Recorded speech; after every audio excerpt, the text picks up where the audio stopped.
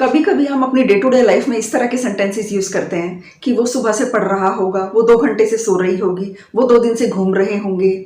अगर आप जानना चाहते हैं कि इस तरह के सेंटेंसेस को इंग्लिश में ट्रांसलेट कैसे करते हैं तो ये वीडियो आप ही के लिए है। इस तरह के सेंटेंसेस होते हैं फ्यूचर परफेक्ट कॉन्टिन्यूअस टेंस के, यानी कि कोई काम हो रहा होगा और साथ में हम बता रहे हैं कि इतनी देर से हो रहा होगा। अगर हम कहें कि राम 2 घंटे से पढ़ रहा होगा, प्रिया 2 घंटे से सो रही होगी, या वो सुबह से खाना बना रही होगी, या मजदूर सुबह से काम कर रहे होंगे, तो इस तरह के सेंटेंसेस आते हैं फ्यूचर परफेक्ट कॉन्टिन्यूअस टेंस में। इसमें क्या हमें खास बात क्या होती है? परफेक्ट का मतलब परफेक्ट जो है वो ये शो करता है कि काम हो चुका होगा, कॉन्टिन्यूस कहता है कि काम अभी चल रहा होगा। तो यहाँ पर अगर मैं कहती हूँ कि मजदूर सुबह से काम कर रहे होंगे, तो परफेक्ट भी है और कॉन्टिन्यूस भी, यानी कुछ काम हो भी चुका है और कुछ काम हो भी रहा होगा। तो टेंसेस में फ्यूचर परफेक्ट और कॉन्टिन्यूस दोनों आता है। तो काम हो भी चुका और थोड़ा सा काम हो भी रहा होगा। तो अब देखते हैं कि इन सेंटेंसेस को हम पहचानते कैसे हैं। इन सेंटेंसेस के एंड में हमेशा रहा होगा, रही होगी, रहे होंगे, रहा होगा, रही होंगी और साथ में समय आएगा। जैसे कि वो 2 दिन से काम कर रहा होगा, वो सुबह से काम कर रहे होंगे, वो 2 घंटे से पढ़ रही होगी। तो 2 घंटे से, तो समय दिया हुआ और साथ में से, समय हमेशा दिया होगा और साथ में रहा होगा। क्योंकि अगर हम बोलते सिर्फ रहा होगा इस्तेमाल करें और मैं बोलूं कि वो पढ़ रहा होगा, तब ये फ्यूचर परफेक्ट कॉन्टिन्यूअस का सेंटेंस नहीं होगा, तब ये बन जाएगा फ्यूचर परफेक्ट कॉन्टिन्यूअस टेंस कि वो काम कर रहा होगा। अब इसमें समय के डालते ही ये बन गया फ्यूचर परफेक्ट कॉन्टिन्यूअस का टेंस। इस तरह के सेंटेंसेस में सबसे खास बात है कि हमको पहचानने में गलती नहीं करनी है। मैंने एक और वीडियो बनाया था 12 टेंसेस को पहचानने का तरीका बताया था, उसमें कि सारे टेंसेस को पहचानना कैसे है, ताकि आप कभी भी गड़बड़ ना करें कि कौन सा सेंटेंस कौन से टेंस का है। तो आप उसको भी चेक कर लेना। और अभी हम क्या करते हैं कि देखते हैं कि इसका जो है फॉर्मूला क्या है। सबसे पहले हमारा आएगा सब्जेक्ट, वर्ब और ऑब्जेक्ट। इनको बहुत डिटेल में भी मैंने अपने एक पहले की वीडियो में किया हुआ है, तो उसको भी आप चेक कर सकते हैं। सब्जेक्ट होता है कर्ता, यानी कि वो जो काम करता है, कार्य जो भी करता है या फिर जिसके बारे में बात हो रही होती है, तो वो होता है सब्जेक्ट। जैसे मैं अगर बोलती हूँ राम 2 घंटे से काम कर रहा होगा, तो यहाँ पर काम कौन कर रहा है? राम के बारे में बात हो रही है, तो राम हो गया कर्ता। तो राम है हमारा सब्जेक्ट हो गया। साथ में हमारा ये आ गया विल है हमारा हेल्पिंग वर्ब वो होते हैं जो एक सेंटेंस को बनने में मदद करते हैं। हेल्पिंग वर्ब और मेन वर्ब, इनको भी डिटेल में मैंने सब्जेक्ट वाले वीडियो में समझाया है, जिसमें बताया है कि सेंटेंस बनता कैसे है। तो विल के बाद आ जाएगा हैव बीन के बाद आ जाएगा वर्ब की फर्स्ट फॉर्म। ये वाला वर्ब जो है, ये वाला तो था हेल्पिंग वर्ब, ये है मेन वर्ब कौन से होते हैं? जिनमें कोई काम हो रहा होता है, जैसे सोना, गाना, हंसना, रोना, चलना। तो ये हो गया मेन वर्ब की फर्स्ट फॉर्म। उसके बाद आईएनजी, उसके बाद आ गया हमारा ऑब्जेक्ट क्या होता है?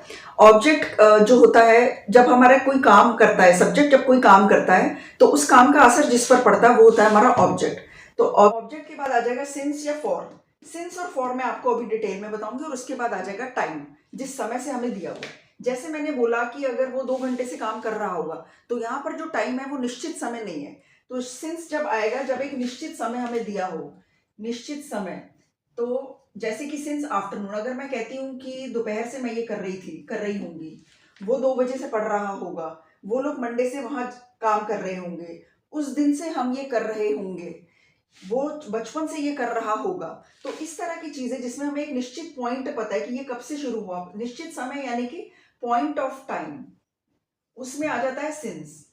अब दूसरा हमारा क्या है? फॉर होता है कि हमको सिर्फ इतना पता है कि कितनी अवधि हुई है, तो यहां पर हम लिखेंगे समय की अवधि। 2 घंटे से वो ये काम कर रहा होगा। अब हमको ये नहीं पता कि शुरू एग्जैक्टली कितने बजे हुआ था, हमको सिर्फ इतना पता है कि समय की अवधि क्या थी। समय की अवधि यानी कि ड्यूरेशन।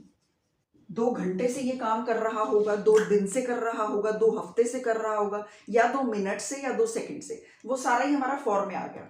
उसके बाद हो गया फॉर मेनी डेज, बहुत दिन से ये सब हो रहा होगा, या फॉर लॉन्ग, अगर बहुत टाइम से हमें लग रहा है कि कुछ काम कर रहा होगा, या फॉर अ वाइल, अगर मुझे लगता है कि ये थोड़ी सी देर से ऐसा कर रहा होगा, तो फॉर अ वाइल आ जाएगा। तो ये हो गया हमारा सिंस और फॉर का कॉन्सेप्ट। जब हम कोई भी सेंटेंस बनाएंगे तब हमें यहाँ पर सिंस या फॉर लगाना होगा, उसके बाद टाइम लगाना होगा। तो हम निश्चित समय है या समय अवधि है वो देखकर सिंस या फॉर का इस्तेमाल करेंगे। अब देखते हैं 2 एग्जांपल्स। पहला है बच्चा सो रहा होगा।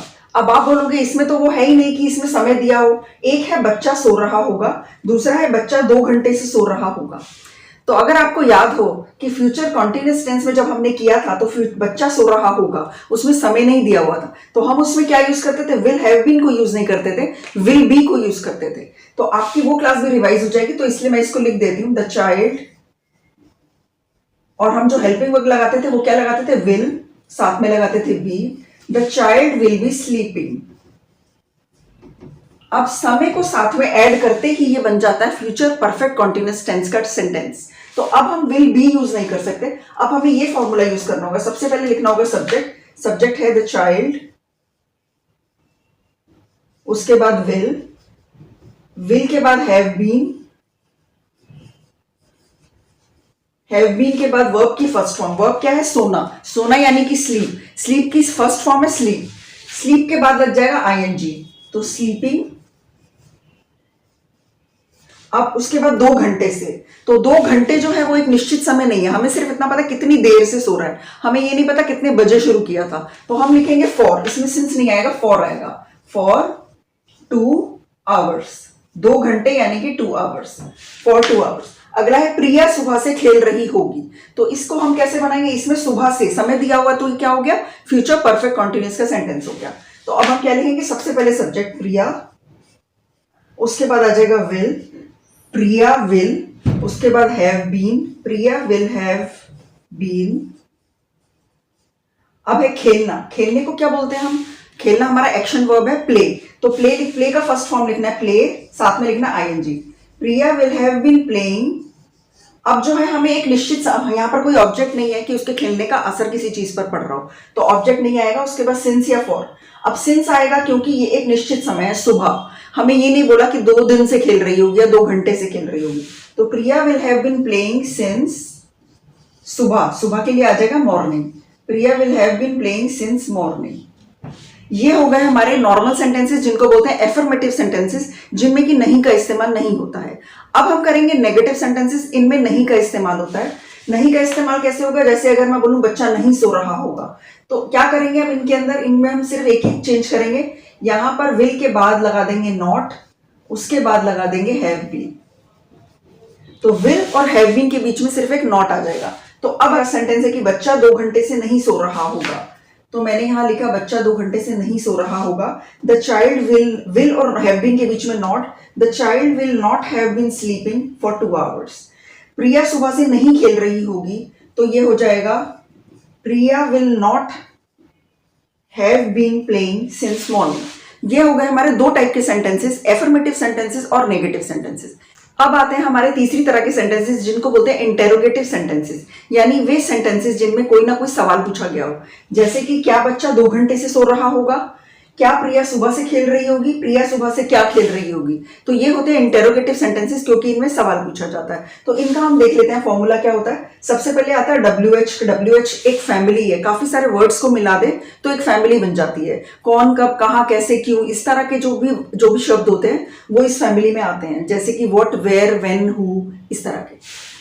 वो WH फैमिली का एक वर्ड आ गया, उसके बाद विल, उसके बाद सब्जेक्ट, उसके बाद अगर नॉट, हाँ, उसके बाद अगर नॉट है सेंटेंस में तो नॉट लगाएंगे, उसके बाद हैव बीन, उसके बाद वर्ब की first form plus ING plus object, उसके बाद सिंस या फॉर, और उसके बाद टाइम, और लास्ट में क्वेश्चन मार्क। तो इसके सेंटेंसेस को भी बनाकर देखते हैं। सबसे पहले क्या बच्चा 2 घंटे से सो रहा होगा, तो इसमें हम सबसे पहले, अभी हम WH के सेंटेंसेस को लास्ट में बताऊंगी, अभी हम शुरू करते हैं विल से।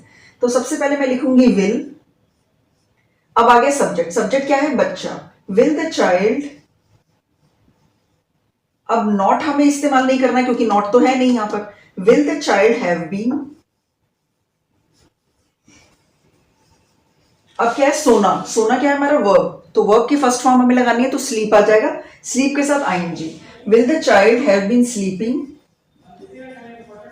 और उसके बाद हो गया हमारा, सिंस तो नहीं आएगा क्योंकि एक निश्चित समय नहीं है, 2 घंटे बताया गया, तो हम लगाएंगे फॉर 2 आवर्स।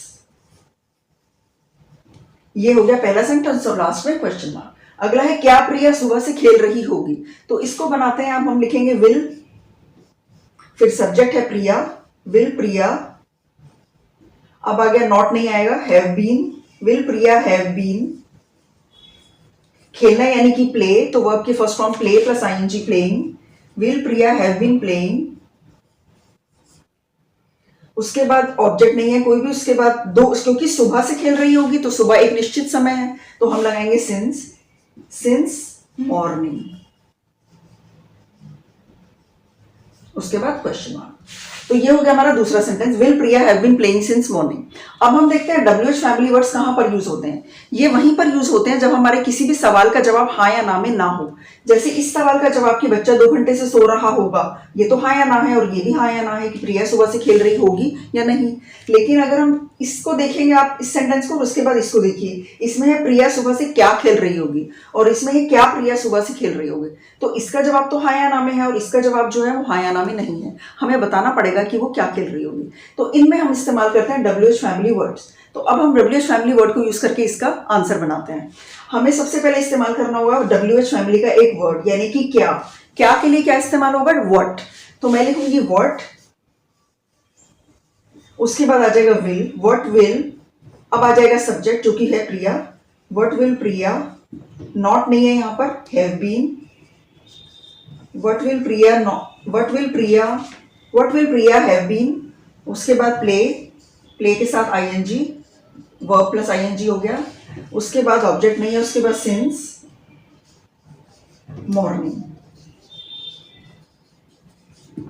तो what will Priya have been playing since morning. अगर इसकी जगह होता कि प्रिया सुबह से कहाँ खेल रही होगी, तो मैं लिखती where will Priya have been playing since morning. इस तरह से यूज होते हैं हमारे WH फैमिली वर्ड्स। तो इसी के साथ हमारा आज का टॉपिक खत्म होता है फ्यूचर परफेक्ट कॉन्टिन्यूअस टेंस का। अब इस टॉपिक को और अच्छे से क्लियर करने के लिए हम कुछ 10 सेंटेंसेस का प्रैक्टिस टेस्ट कर लेते हैं, ताकि आपके कॉन्सेप्ट की प्रैक्टिस साथ साथ हो जाए। तो शुरू करते हैं। इन सेंटेंसेस को आपको ट्रांसलेट करना है फ्यूचर परफेक्ट कॉन्टिन्यूअस टेंस में। आपका पहला सेंटेंस है बच्चे 2 घंटे से पढ़ रहे होंगे, और इसका आंसर है the children will have been studying for 2 hours. अगला सेंटेंस है कल से बारिश हो रही होगी, और इसका आंसर है it will have been raining since yesterday. अगला है क्या राम दोपहर से सो रहा होगा, और इसका आंसर है will Ram have been sleeping since afternoon. Fourth है वह 2 साल से गिटार सीख रहा होगा, और इसका आंसर है he will have been learning guitar for 2 years. Fifth है क्या मोहन 2 घंटे से संस्कृत पढ़ रहा होगा, और इसका आंसर है will Mohan have been studying Sanskrit for 2 hours. Sixth है क्या वह सुबह से मेरा इंतजार कर रहा होगा, और इसका आंसर है will he have been waiting for me since morning. Seventh है आरती सुबह से काम कर रही होगी, और इसका आंसर है Aarti will have been doing work since morning. Eighth है वे लोग 2 साल से मुंबई में रह रहे होंगे, और इसका आंसर है they will have been living in Mumbai for 2 years. Ninth है क्या वह 5 साल से जर्मन पढ़ा रही होगी, और इसका आंसर है will she have been teaching German for 5 years. 10th है क्या वह 1 घंटे से स्कूटर चलाना सीख रहा होगा, और इसका आंसर है will he have been learning to drive a scooter for 1 hour. I hope कि आज का टॉपिक सबको अच्छे से क्लियर हो गया होगा और प्रैक्टिस टेस्ट भी हो गया होगा। अब मैं आपको एक सेंटेंस दूंगी होमवर्क के लिए कि राम 1 घंटे से पढ़ रहा होगा। इसको रिपीट कर देती हूँ, राम 1 घंटे से पढ़ रहा होगा। इसका आंसर आपको मुझे देना है कमेंट सेक्शन में, और मैं आपको बताऊंगी कि आपका आंसर करेक्ट है या नहीं। अगली क्लास में हम करने वाले हैं 50 वर्ब्स। ये 50 वर्ब्स इतने इंपॉर्टेंट हैं कि इनके बिना इंग्लिश को बोलना या पढ़ना बिल्कुल इम्पॉसिबल है। तो ये बिल्कुल बेसिक अगर आप सीखना चाहते हैं और आप चाहते हैं कि आपका इंग्लिश थोड़ा सा अच्छा हो जाए, आप थोड़ा बहुत बात कर सके इंग्लिश में, तो ये 50 वर्ब्स आपको जानने ही चाहिए। तो अगली वीडियो में हम करेंगे 50 वर्ब्स और साथ में उनकी फर्स्ट, सेकंड और थर्ड फॉर्म।